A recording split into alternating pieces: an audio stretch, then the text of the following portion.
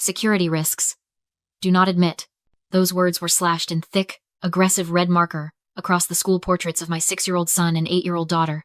The security guard shoved the photos against my driver's side window, blocking my path into the estate. "I'm sorry, ma'am," he said, refusing to lift the gate. "The bride gave us strict instructions. She said these individuals would ruin the aesthetic."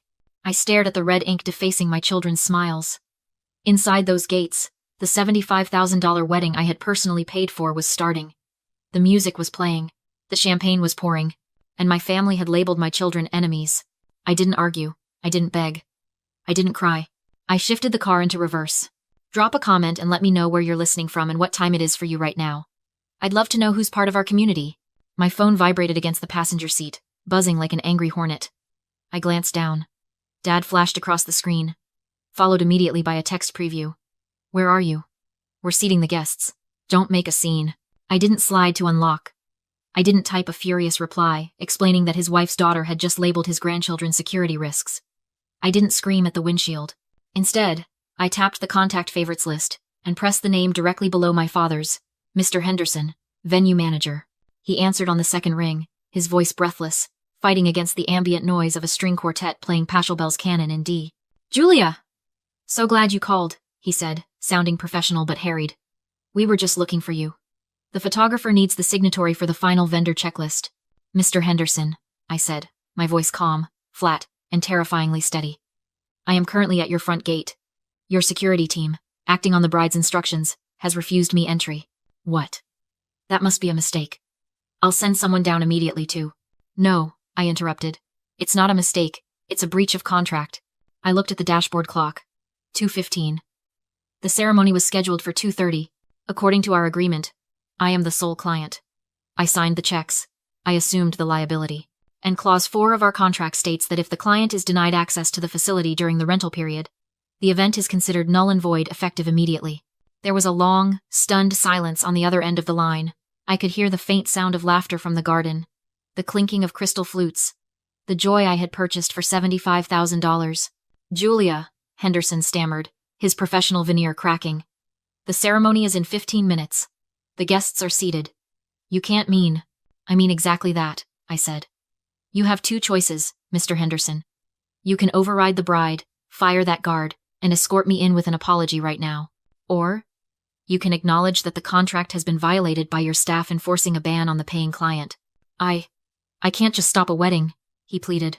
"Then you are operating an event without a valid contract or insurance coverage," I replied. "If you serve one more glass of champagne, you are doing so at your own expense, not mine. Shut it down." I heard him exhale a sharp, panicked sound. He knew the law. He knew I worked in logistics and contracts for a living. He knew I didn't make idle threats. "Understood," he whispered. I didn't hang up. I just lowered the phone and watched the rearview mirror. It took less than 90 seconds. First, the massive fountain in the center of the courtyard sputtered and died.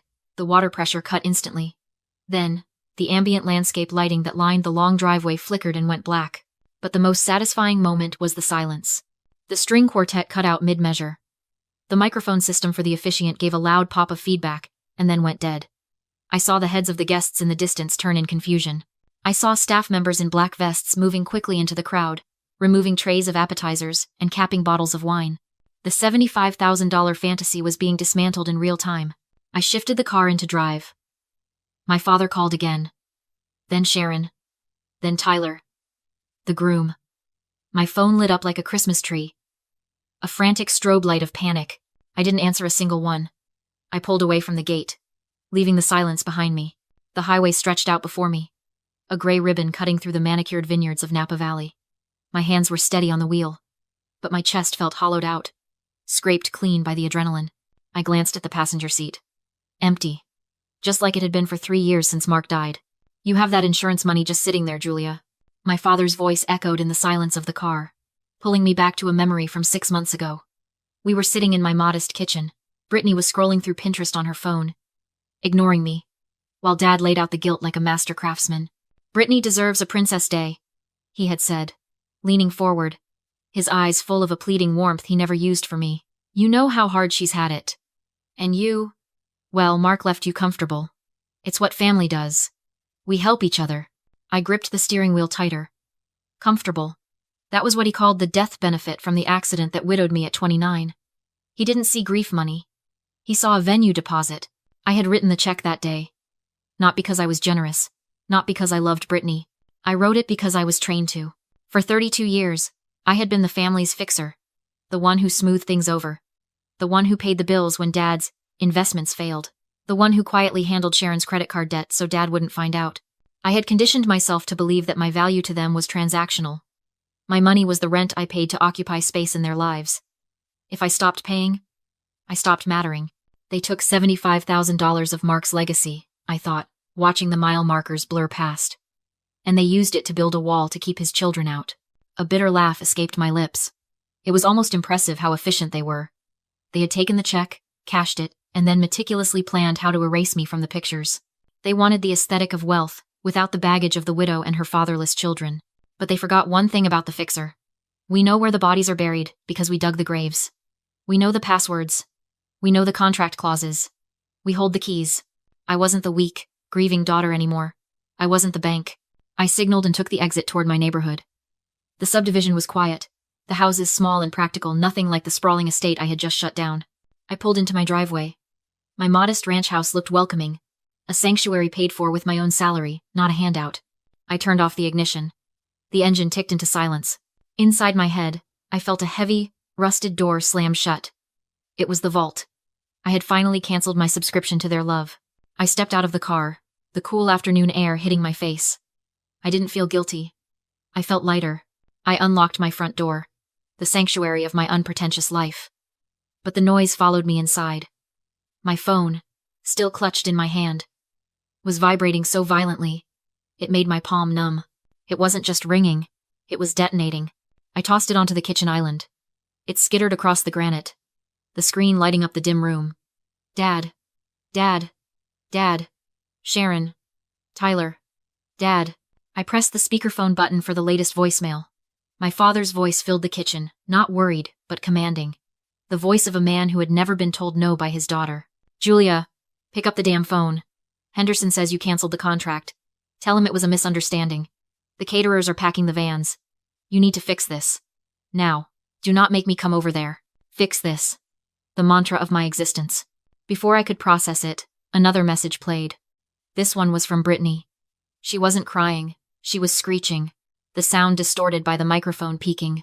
You jealous, miserable witch. You think because Mark died you get to ruin my happiness?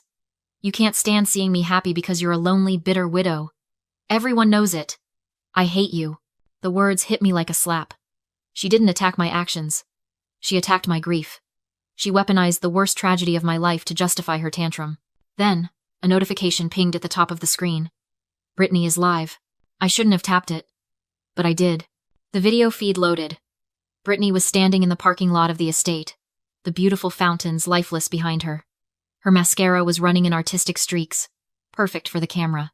She was screaming into her phone, holding it selfie style. My sister hacked the venue system, she wailed to her followers. She stole the money. She's mentally unstable and she shut down my wedding because she's jealous of Tyler. She's trying to steal the refund. Please, if anyone knows a lawyer. My hands started to shake. The old panic flared in my chest, the conditioned response of the fixer. I went too far. They're going to destroy me. I have to apologize. I have to write a check. I have to smooth it over. I reached for the phone, my thumb hovering over Dad's contact. I could call Henderson back. I could pay a rush fee. I could save them. Then, I looked up. Through the archway into the living room, I saw Leo and Maya. They were building a fortress out of couch cushions, laughing as they fortified the walls against imaginary dragons. They were messy. They were loud. They were joyous. Security risks. Eyesores. Do not admit. Brittany hadn't just banned them. She had dehumanized them. She had looked at my children, the only pieces of Mark I had left, and decided they were garbage that would spoil her photos. The shaking in my hands stopped. The fear evaporated, replaced by a cold, heavy steel in my spine. I wasn't the sister who needed to be liked anymore. I was the mother who needed to protect.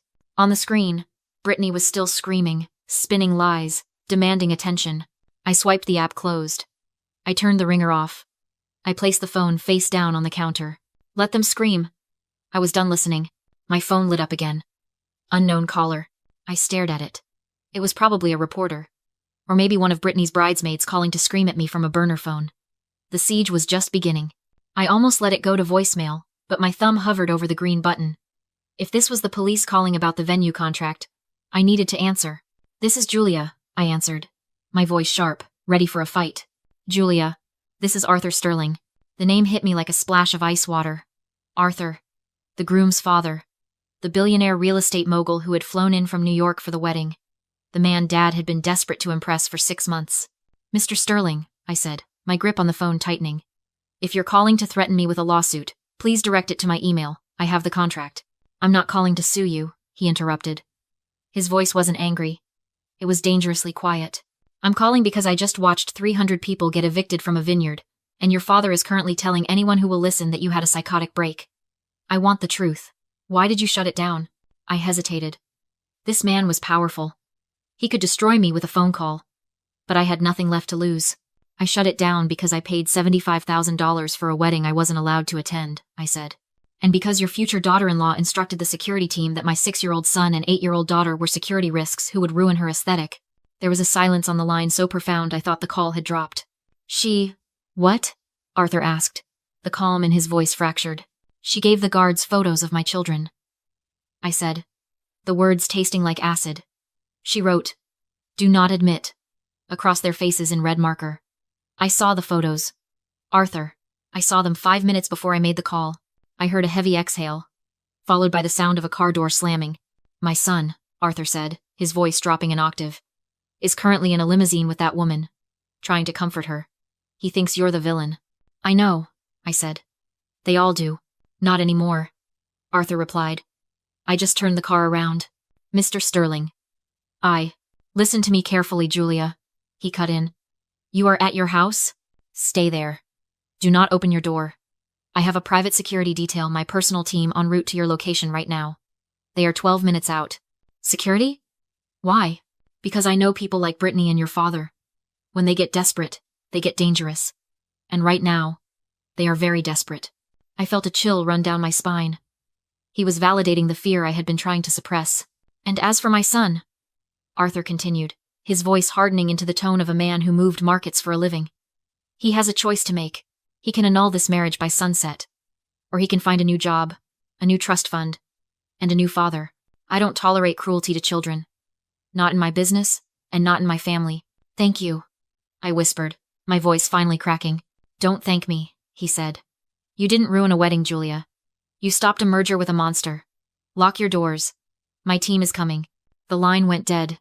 I looked out the front window. The street was empty, quiet, normal, but the air in the house felt charged, heavy with the approaching storm. The private security team was 12 minutes out. 12 minutes. I paced the living room, checking the window every 30 seconds. My phone was silent now, but that worried me more than the ringing. It was the calm before the impact. Then, a text popped up. Not from family. "Mr. Henderson. Venue manager. Urgent. Brittany and your stepmother are in my office. They are demanding I process the refund immediately to a card they provided." My blood ran cold. I immediately called him back. He answered on the first ring, his voice low and shaky. Julia's event manager, Henderson, whispered in panic. Her stepmother and stepsister were claiming she stole the money, waving a fake power of attorney, and demanding a refund to their card. Julia shut him down immediately. Refunding anyone but her would be wire fraud, a felony on $75,000. She emailed proof of payment and ID, warning she would sue him and destroy his business if he processed their card. Henderson finally pushed back, told them police were called, and the women stormed out in fury. Minutes later, they appeared at Julia's home.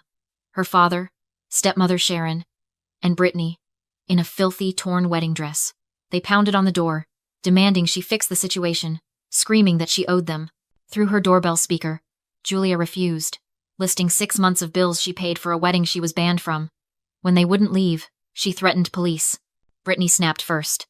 Shrieking, she grabbed a landscaping rock and hurled it through Julia's living room window. Before she could throw another, Arthur's private security tackled her. Police arrived. Brittany was cuffed and arrested for vandalism and attempted assault, while her parents watched helplessly from the lawn. Arthur arrived, informing Julia his son would file for annulment and praising her composure. Her father and stepmother were escorted off the property without a word. Inside her house, Julia received the bank notification. $75,000 refunded. Her children asked if the bad noise was gone. It was. They ate cold pizza together amid broken glass. And she finally blocked all 3 family members from her phone. Julia realized what she had really bought. Her freedom. And she would never pay their price again.